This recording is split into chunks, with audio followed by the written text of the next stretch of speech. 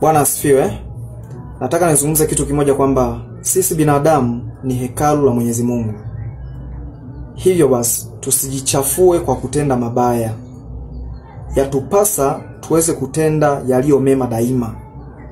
Unapojikuta umemkosea Mwenyezi Mungu, unapotenda dhambi, hakikisha unafanya toba, Mungu akusamehe. Kwa sababu Mungu ndiye mwenye mamlaka ya kukusamehe dhambi zako, lakini pia Mungu ndiye aliyeshikilia maisha yako wewe. Kumbuka, hata vyombo vya usafiri vinavyotengenezwa kiwandani vina spare zake kwa ajili ya matengenezo pale vinapoharibika.